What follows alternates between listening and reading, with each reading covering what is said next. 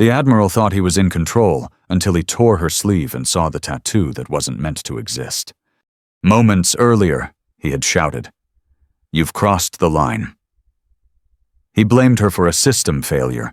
He humiliated her in front of the entire ops center. But what he uncovered wasn't weakness. It was a warning. A ghost. A symbol known only to a few in the deepest corners of naval intelligence. What followed wasn't a breakdown. It was a reckoning. And when the truth came out, the Admiral wasn't just wrong. He was finished. Before we begin, drop a comment and let me know where you're watching from. And if you believe real strength speaks quietly, hit that subscribe button. The hum in the Global Command Operations Hub wasn't just background noise, it was the heartbeat of the Navy's nerve center. Fluorescent lights cast a sterile glow over rows of operators, eyes locked on scrolling code and pulsing tactical data. This was not a place for emotion, and yet tension hung like a storm cloud. Rear Admiral Henry Voss stood center stage, a monument of polished brass and ceremony.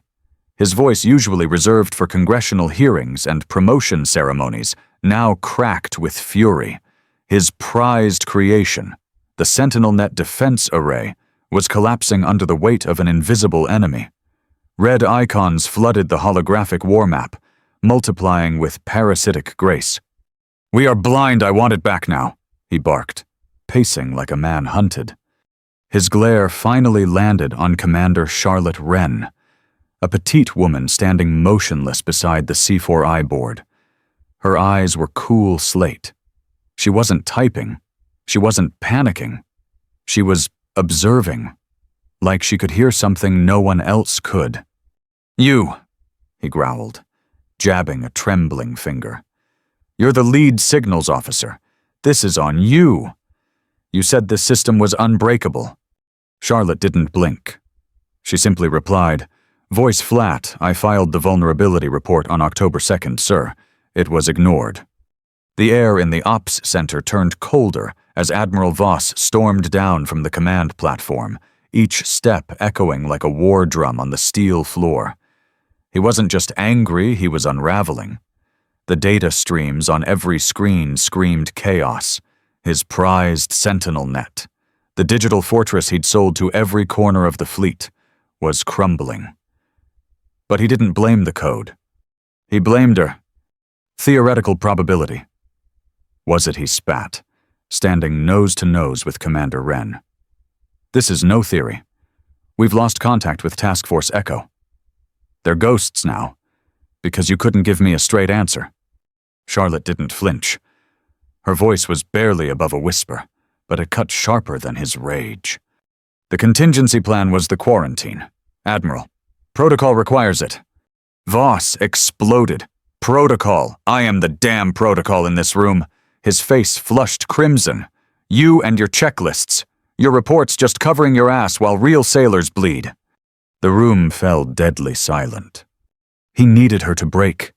Needed to see fear, regret, anything that made her human again. But all he saw were those storm-gray eyes, steady and still. No tears, no defense, only clarity. And something inside him snapped. With no warning, he lunged, not with a punch, but with a grab. His hand clenched the upper sleeve of her jacket and yanked, fabric tearing like paper in the stillness. A jagged rip split down from the shoulder, loud enough to make even the hum of machines pause. Then everything stopped. On the pale skin of her upper arm, exposed beneath the torn fabric, was a tattoo. Not a butterfly, not a name. A phoenix, black and angular, its wings spread like a signal flare rising from stylized flames. In its talons, not a sword, not a flag, but a shattered radio antenna. Beneath it, in severe block script Fide in antennas. Faith in the antennas. The Admiral's breath caught mid-snarl. It was wrong. Not wrong as in inappropriate, wrong as in dangerous. Not just a tattoo, but a mark, deliberate, calculated, It wasn't Navy regulation, but it carried an authority that chilled even seasoned operators. Some instinct, long buried and ancient in his bones, whispered, "This is not someone you understand." The room stared, not at her, not at him. At the symbol, Commander Wren didn't move, didn't react, didn't so much as glance at her torn sleeve. She simply stood, eyes locked on Voss. And slowly, ever so deliberately, she reached up and pulled the fabric closed, concealing the emblem once more. Her voice, steady and precise, broke the stillness. "Lieutenant Harper," she said, directing her words to a young man still frozen behind his console, "please log 1 Type 4 uniform damage report. Source active ops. Time index to camera angle 32C. Harper blinked, nodded, and began typing with trembling hands. Charlotte turned her gaze back to Admiral Voss. "I will now withdraw to compile a full after-action report. With your permission, sir." She didn't wait for it. She simply turned and walked away from the torn fabric, away from the shocked eyes of the room, away from the man still holding a piece of her jacket in his hand. She moved like someone walking out of a burning building without a single hair out of place. Voss stood there, his face pale, breath shallow, still gripping that useless shred of cloth. No one said a word. Charlotte Wren's quarters were as unremarkable as she was to those who didn't pay attention. Sterile, neat, impersonal. A single bunk, a desk, a locked footlocker. The torn jacket lay across the bed like a fallen flag. She sat quietly at the desk and powered up a hardened military laptop. No wireless, no cloud. It connected via encrypted hardline to a server most people in the Navy didn't even know existed. She wasn't logging off. She was logging into something deeper, something old. The incident had already been transformed into an incident report. It wasn't emotional. It was data. She entered the time, the event, the participants, the damage to uniform property item NSN 84-01-576-3477, and attached a still image frame captured from the overhead camera before she even left the room. In it, the Admiral's hand, clenched on her sleeve, his face contorted in fury, her own face unreadable. Still, the file was encrypted 3 times and uploaded into a digital locker buried inside the architecture of naval intelligence, a trap, a fuse, a landmine, waiting for the right pressure to detonate. But she wasn't done. From beneath her bunk, she retrieved a compact field repair kit. Nestled between navy blue thread and industrial needles was a small spool of metallic microfilament, classified material, used for stealth fabric repairs. She began sewing. Each stitch was slow, perfect, exact. The jacket would look good as new, stronger, even. As she worked, her mind wasn't on the Admiral, it was on the code. The attack hadn't been random. It moved too intelligently, using the Sentinel Net's own defenses as a delivery mechanism. Every kill command it issued only spread the infection further, like trying to extinguish a fire with gasoline. She had warned them. She had known. Now she had proof. And while others panicked, she was already 5 steps ahead. 2 days later, they came for her. A knock, cold voices, formal documents in stiff envelopes. A grim-faced master-at-arms delivered them with no ceremony, just duty. The charges were clear: gross negligence, dereliction of duty, endangerment of naval assets. It was a professional death sentence. Behind the words was Admiral Voss, still stinging from the whispers, from the tattoo, from the silence that followed her walkout. He couldn't strike her with truth, so he struck with blame. Captain Caleb Evans, her direct superior, stood in her doorway as she read it. A combat veteran, a shipman, and someone who noticed things. "It's a career ender," Charlotte, he said softly. He's pushing for Article 32. Court-martial. He's got half the ops team ready to swear you froze. Charlotte placed the documents on her desk, folded neatly. He's overreaching, she replied. Her voice, as always, was calm. Maybe, Evans admitted. But he's an admiral. He knows the system. The board'll be his peers. The data won't support his version, she said, gesturing to the laptop. Evans leaned against the wall, arms crossed. Can you prove it? I mean, not in code. Can you show it to people who think signal intelligence is dark magic? For the first time, something flickered behind her calm. Not panic, not pride. Precision. I can, she said, but it will be more effective to demonstrate it. Evans studied her a long moment, then nodded once. What do you need? Access to the war simulation room, full clearance, and Lieutenant Harper? The kid Evans raised a brow. He saw the Admiral's reaction. He can describe fear. That matters. Evans ran a hand through his hair. This would put his career on the line, too. But he remembered the way she didn't flinch when the room was on fire. He remembered her stillness. You'll have it, he said. Then he turned to go. But before stepping out, he looked back. Commander Wren, whatever you are, he said. Voice low. It's not just a signals officer. Charlotte said nothing, but she nodded just once. A ghost's acknowledgement. The war simulation room was nothing like the buzzing chaos of the main ops center. It was colder, darker, a sealed chamber where futures were tested and lost on holographic fields before a single shot was fired in real life. Rear Admiral Henry Voss sat like a monument of control at one end of the room, flanked by 3 stern-faced captains, the Board of Inquiry. In the back, Captain Caleb Evans stood silently, his arms crossed, eyes watchful. To the side, young Lieutenant Harper looked pale, his nervous fingers twitching near the control console. And in the center, perfectly composed, stood Commander Charlotte Wren. The presiding officer, Captain Miriam Jennings, leaned forward. Commander Wren, she said, voice formal, Admiral Voss alleges that during the SentinelNet intrusion, you failed to act paralyzed by indecision, that your inaction contributed directly to the compromise of Task Force Echo. How do you respond? Charlotte didn't answer immediately. Instead, she looked at the darkened holographic display, and then said simply, My response is a demonstration. She nodded at Harper.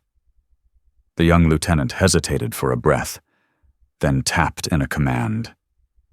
The room dimmed as the display flickered to life, blue icons representing friendly units glowing softly. A red spark appeared, darting between nodes like a flickering ember. The SentinelNet firewall is aggressive, Charlotte explained, her tone clear and measured.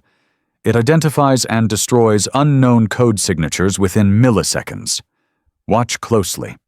On the display, the red spark was surrounded by a yellow quarantine field, then eliminated.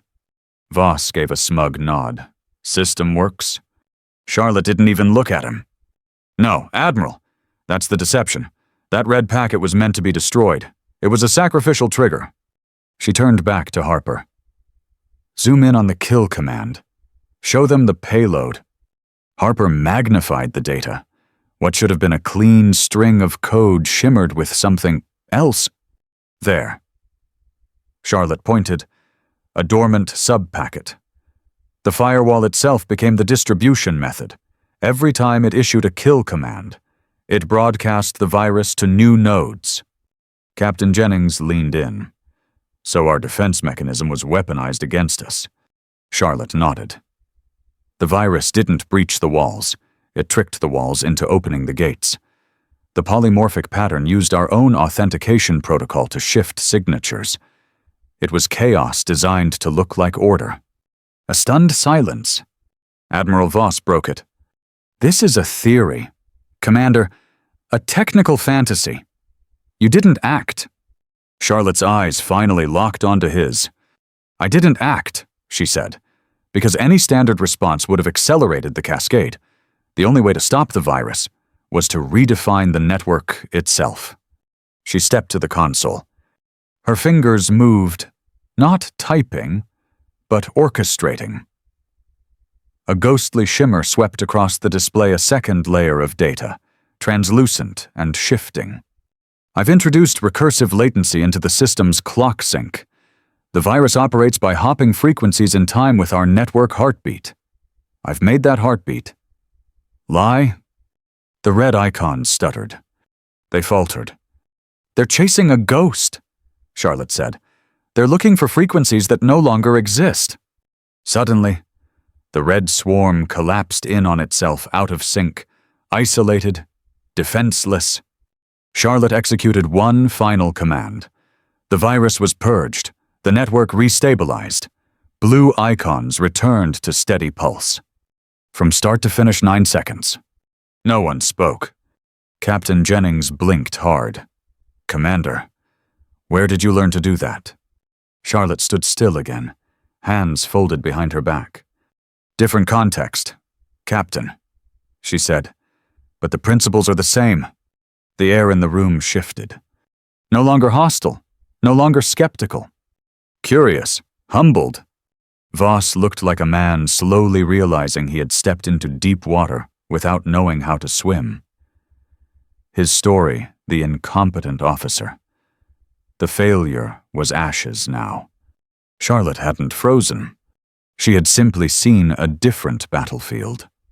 And she had won. 2 days later, the hearing reconvened, but everything had changed. The room no longer carried the weight of prosecution. It felt more like excavation. The captains no longer saw Charlotte Wren as a quiet, by-the-book officer who'd frozen under pressure. They now regarded her like someone who had just stepped out of myth, a mystery wrapped in clarity. Rear Admiral Voss, once the center of power, now sat hunched behind a stiff uniform and a JAG lawyer whose stress was visibly mounting. His story had unraveled the moment Charlotte's demonstration ended. The board wasn't investigating her anymore. They were investigating him. Captain Jennings opened the session with a tone stripped of pretense. Admiral Voss, he said, holding a tablet in one hand. Commander Wren's demonstration revealed not only an advanced exploit, but also detailed an attack vector outlined in a report she submitted months ago on October 2nd. He paused. Can you explain why you dismissed her recommendation for a system quarantine? Voss cleared his throat, already on uneven ground. Her report was theoretical. We were under pressure to roll SentinelNet fleet-wide. Industry partners assured us the probability of such an attack was negligible. You gambled, Jennings said coldly. And when the bet failed, you sought to bury your mistake in someone else's uniform jacket. The room tensed. Speaking of the jacket, Jennings continued, let's discuss the moment you physically accosted your officer and tore her uniform. We've reviewed the security footage. He tapped the tablet again. The image appeared on the screen. Voss's hand clenched around Charlotte's sleeve, his face twisted in rage, her expression still, unyielding. This goes beyond overzealous. Admiral, Jennings said, this borders on assault. The silence stretched like steel wire. Then Jennings turned to the side door. Bring him in. A naval master chief entered, a wiry, weathered man whose service stripes wrapped nearly to his elbow. His bearing was calm, but his presence shifted the room like gravity. Master Chief Elias Torres, Jennings said. Fleet Cyber Command. We asked you to consult on something unusual. He handed Torres a tablet showing a clean rendering of the tattoo, the phoenix, the flames, the shattered antenna, and those strange Latin words, fide in antennis. Torres studied it for only a second, then looked up. That, he said, isn't a tattoo. It's a signature. One you were never supposed to see. He looked at Voss directly. The Admiral shrank slightly beneath his gaze. There are things in this Navy that aren't on org charts, Torres said quietly. Units without names. People trained to break and rebuild the systems we think are unbreakable. He turned to the board. In the late 90s, we started losing the electronic war. Our enemies were faster, smarter. So we created a solution. Not hardware. People. Thinkers. Outliers. They called it Project Trident. He gestured toward Charlotte. She's one of them. Jennings blinked. She's part of a classified unit. Torres nodded. Phoenix team. They don't wear patches. They don't salute loud.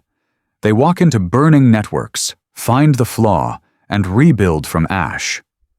That emblem, the broken antenna. It means something specific. Faith in the antennas. It's not just a motto. It's a doctrine. He looked back at Voss. You didn't just tear a sleeve, Admiral. You pulled back the curtain on something you were never supposed to touch. And you did it because you mistook competence for cowardice. Voss stared ahead, glassy-eyed. For the first time, he had no words. Captain Evans.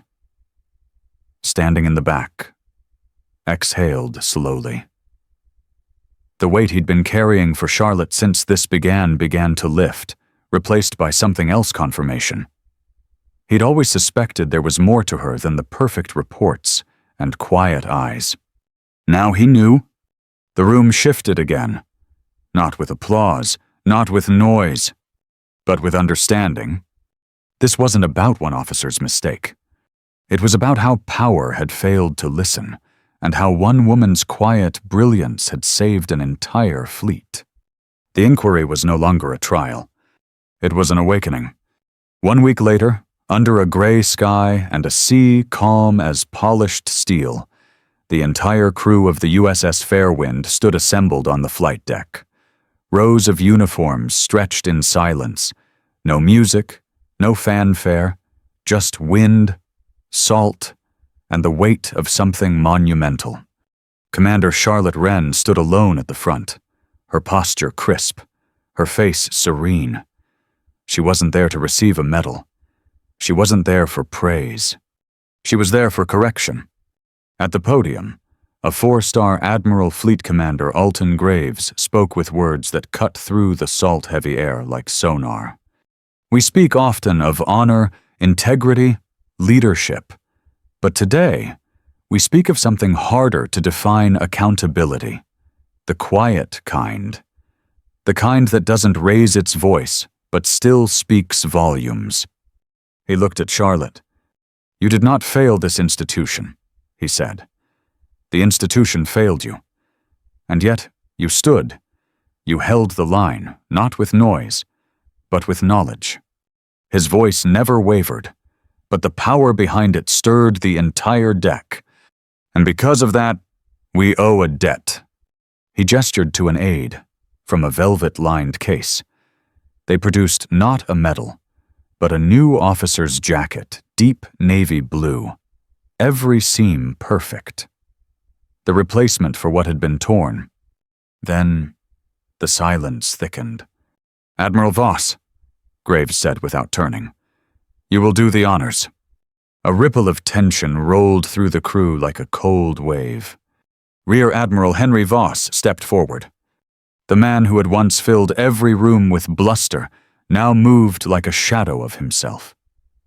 His jaw clenched, his eyes fixed not on Charlotte, but on the fabric he held. The jacket trembled slightly in his grip. He approached, stopped, held the jacket out, didn't speak, didn't apologize, didn't need to. Everyone watching already knew what this moment meant. Commander Charlotte Wren raised her hand in salute precise, clean, official. No bitterness, no triumph, just discipline. Voss hesitated. Then slowly, he returned the salute. His hand trembled, his mouth a thin line of regret. She accepted the jacket. He stepped back. The exchange was brief, but everything changed.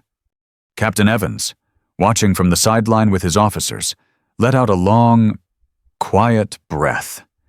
He had seen many ceremonies, many promotions, many speeches, but none like this, because this wasn't a celebration.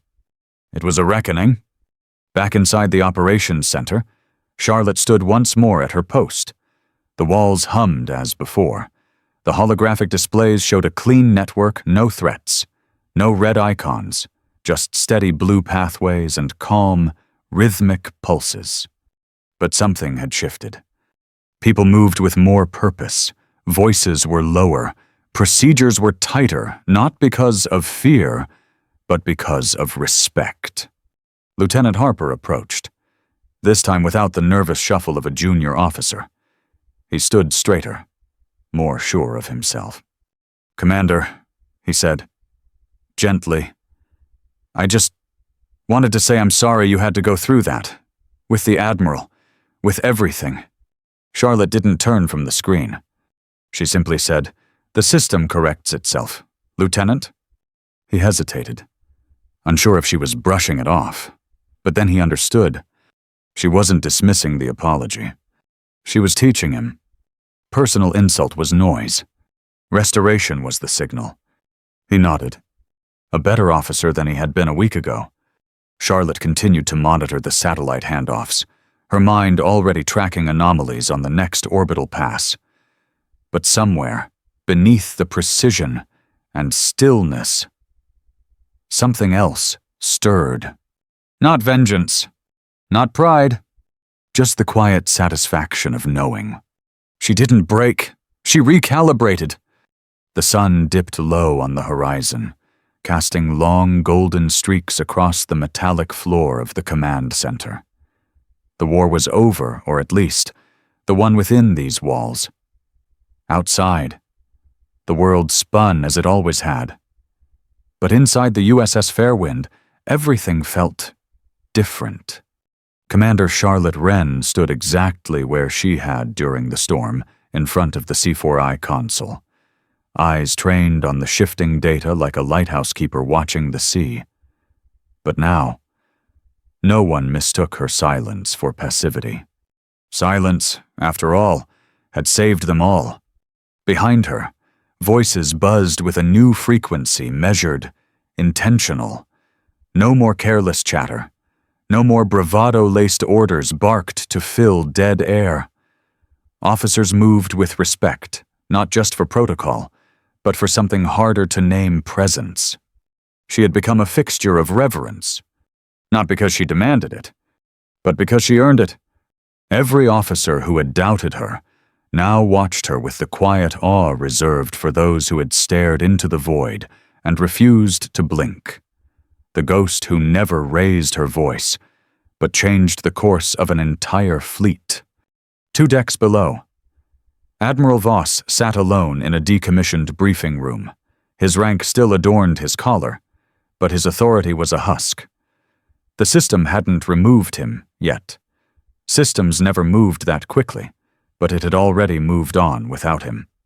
He stared at a paused security feed. It showed a single frame, him clutching her sleeve, his mouth frozen in mid-yell, her expression still and cold as a glacier. He tapped the screen once, then again. No change. He leaned back, exhausted, not from the proceedings, but from the realization that somewhere along the way, he had stopped listening, and in doing so, he had misread the most competent officer he had ever served with.